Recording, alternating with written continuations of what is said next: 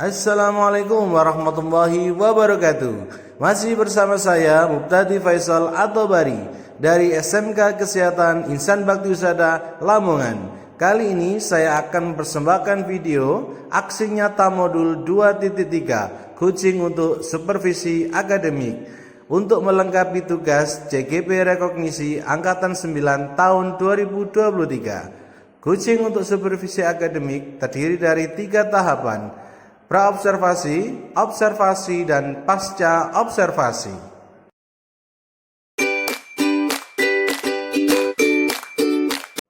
Video percakapan praobservasi. Assalamualaikum warahmatullahi wabarakatuh. Waalaikumsalam warahmatullahi wabarakatuh. Perkenalkan, nama saya Mubtadi Faisal atau Bari, calon guru penggerak rekognisi Angkatan 9 tahun 2023 dari SMK Kesehatan Insan Bakti Usada Lamongan. Kali ini saya tidak sendiri, saya ditemani Bu Eka Megawati, farmasi, kelas 12 di SMK Kesehatan Insan Bakti Usada Lamongan. Assalamualaikum Bu Eka. Waalaikumsalam, Pak. Bagaimana kabarnya? Alhamdulillah baik. Hari ini kita akan melakukan percakapan praobservasi. Jadi sebelum saya melakukan supervisi di ruangan kelas saat itu mengajar, kita akan melakukan kegiatan percakapan praobservasi. Bagaimana Ibu? Akan siap? Insya Allah siap. Adapun tujuan supervisi adalah untuk mengetahui bagaimana Ibu melakukan proses pembelajaran di kelas dan bagaimana respon peserta didik ketika Ibu menyampaikan pelajaran di kelas, apakah bisa menerima atau tidak, dan terakhir kita bisa melakukan evaluasi untuk kedepannya. Dalam proses supervisi ini nanti diawali dengan praobservasi. Ibu ada beberapa pertanyaan atau beberapa hal yang perlu kita diskusikan bersama. Yang pertama yaitu terkait dengan tujuan pembelajaran. Dalam rancangan pembelajaran Ibu, tujuan pembelajaran Ibu yang ingin dicapai itu apa? Tujuan pembelajaran kami kali ini yaitu setelah melakukan pembelajaran berbasis TIPEC menggunakan model Discovery Learning, peserta didik dapat menganalisis senyawa biomolekul jenis karbohidrat berdasarkan uji kualitatif dengan benar. Oke, kemudian area pengembangan yang ingin Ibu capai apa? Untuk area pengembangan yang ingin dicapai nanti ada 2, yaitu dalam bentuk pengetahuan dan bentuk keterampilan. Yang pertama dalam bentuk pengetahuan, di sini peserta didik mampu menganalisis biomolekul karbohidrat berdasarkan uji kualitatif. Yang kedua, yang ingin dicapai berdasarkan keterampilannya, peserta didik melakukan identifikasi biomolekul karbohidrat berdasarkan uji kualitatif. Jadi ada 2 area pengembangan Bu ya, pengetahuan dan keterampilan. Kemudian dalam RPP Ibu atau modul ajar Ibu, strategi yang diterapkan apa saja Bu? Untuk strategi pembelajaran yang akan kita laksanakan pada hari ini yaitu strategi pembelajaran yang saya gunakan yaitu diferensiasi berdasarkan kemampuan peserta didik yang diintegrasikan kompetensi sosial emosional. Untuk pendekatan pembelajarannya yaitu scientific learning berbasis TIPEC. Untuk model pembelajarannya yaitu discovery learning. Untuk metode pembelajarannya yaitu tanya jawab, praktikum, diskusi, serta penugasan. Oke, jadi tadi ada strategi pembelajaran yang digunakan adalah dengan diferensiasi dan integritas dengan KSE. Kemudian untuk model pembelajaran menggunakan discovery learning dengan metode pembelajaran ada tanya jawab, diskusi, praktikum, dan oke Bu Mega, kemudian untuk media pembelajaran atau alat yang digunakan saat proses pembelajaran kira-kira apa saja? Untuk media atau alat dan bahan yang kami gunakan untuk pembelajaran yaitu papan tulis atau whiteboard, spidol, dan proyektor. Untuk sumber ajarnya kami menggunakan buku kimia farmasi kelas 12 yang diterbitkan oleh EGC, PPT, dan LKPD. Ibu Mega sudah menyampaikan terkait dengan tujuan pembelajaran, area pengembangan, strategi, media atau alat dan bahan proses pembelajaran. Kemudian kira-kira pelaksanaannya kapan Bu Mega? Untuk pelaksanaan pembelajarannya akan kami laksanakan hari Senin tanggal 20 November 2023, yaitu kami laksanakan di kelas 12 farmasi pada semester ganjil ini. Oke Bu Mega, kira-kira persiapan yang sudah Ibu siapkan apa saja? Untuk media pembelajaran dan alat kelengkapan bahan apakah sudah siap semuanya? Alhamdulillah untuk alat dan bahan yang akan kami gunakan untuk pembelajaran hari Senin ini sudah siap semuanya. Baik alat dan bahan yang kita gunakan dalam pembelajaran di kelas maupun yang akan kita gunakan untuk praktikum. Oke, baik Bu Mega.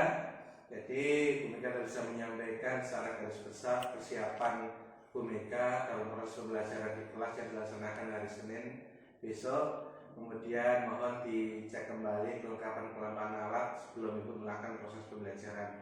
Karena ini nanti berkaitan dengan praktikum. Jadi apa saja yang perlu disiapkan oleh Bu Mega dan apa saja yang perlu disiapkan oleh peserta didik. Oke, terima kasih Bu Mega.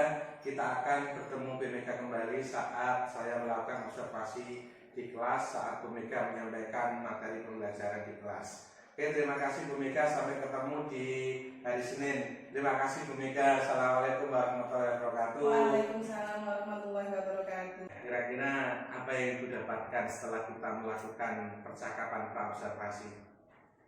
Setelah melakukan percakapan praobservasi ini, alhamdulillah banyak sekali ilmu yang saya peroleh, terutama terkait strategi-strategi, model-model pembelajaran, serta untuk kesiapan siswa di dalam proses pembelajaran. Oke, terima kasih Bu Mega ya. Tahap observasi di kelas.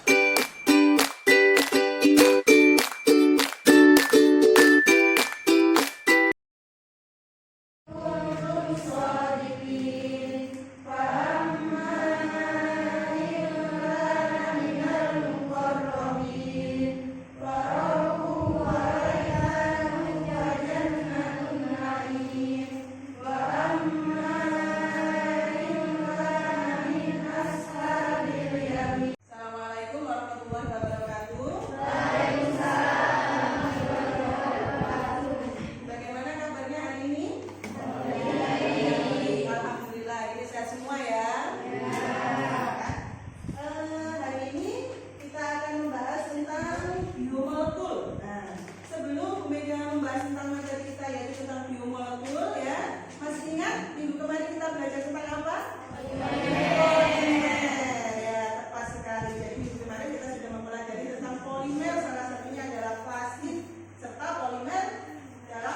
Bidang farmasi. Kita kemarin juga sudah melakukan praktikum tentang apa? Tentang apa? Daur ulang pemanfaatan limbah plastik untuk dijadikan bahan yang lebih apa?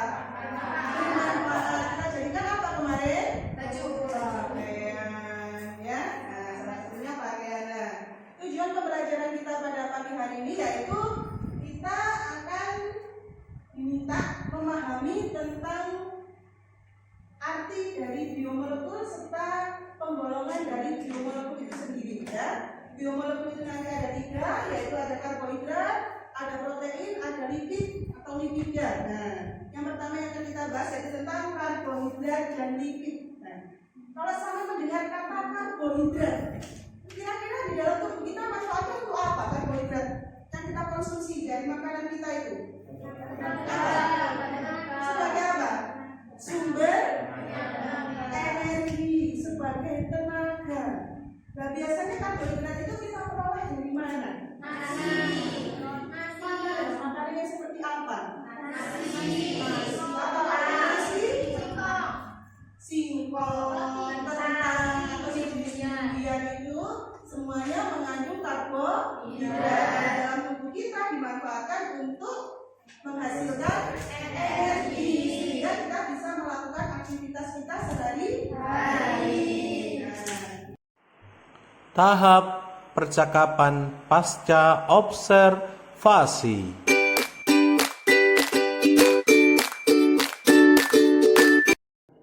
Assalamualaikum warahmatullahi wabarakatuh Bu Mega. Waalaikumsalam warahmatullahi wabarakatuh. Kali ini kita masuk di percakapan pasca observasi Bu Mega. Bagaimana perasaannya setelah melakukan proses pembelajaran tadi? Alhamdulillah, saya merasa cukup senang. Tapi pada saat proses pembelajaran ini tadi, saya amati beberapa siswa pada saat saya melaksanakan proses pembelajaran masih kurangnya siswa yang antusias pada saat pembelajaran yang saya lakukan tadi di kelas. Jadi yang Bu Mega sampaikan adalah ada beberapa siswa yang motivasi belajarnya berbeda dengan yang lain atau bisa dikatakan kurang. Nah, kira-kira apa rencana Bu Mega untuk mengatasi hal ini? Atau hal apa yang kurang dari Bu Mega?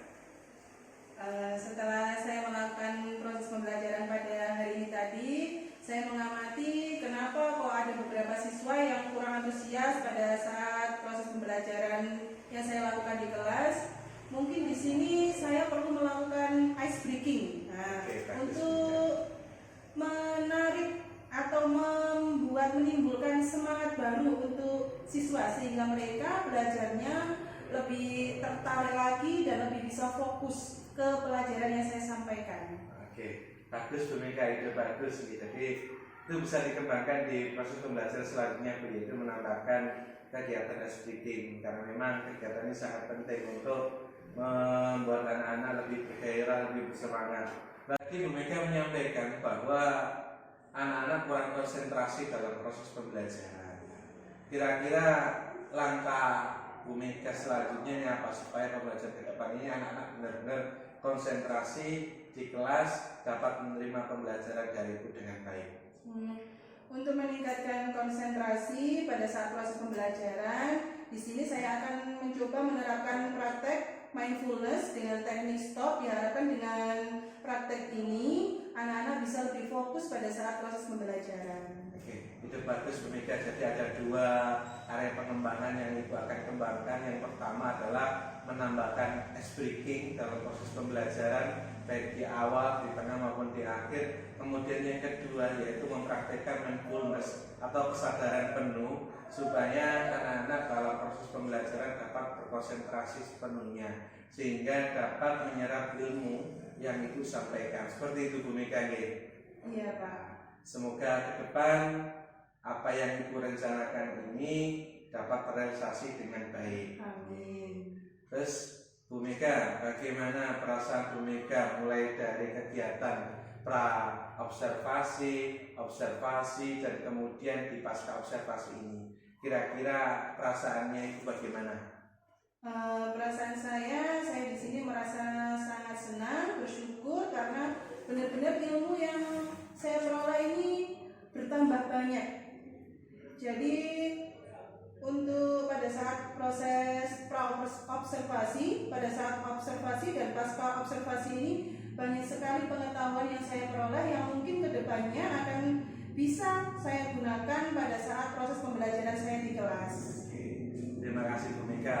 Bu Mega, saya berharap kegiatan supervisi akademik ini dapat berjalan dengan baik sehingga harapan kita bersama memberikan pembelajaran yang berpihak kepada murid dapat terrealisasi sehingga murid dapat menerima ilmu dengan baik sehingga ketika lulus anak-anak benar-benar siap untuk bekerja sehingga ketika bekerja mampu mengangkat derajat ekonomi keluarga. Terima kasih Bu Mega. Sekali lagi Assalamualaikum warahmatullahi wabarakatuh. Waalaikumsalam warahmatullahi wabarakatuh.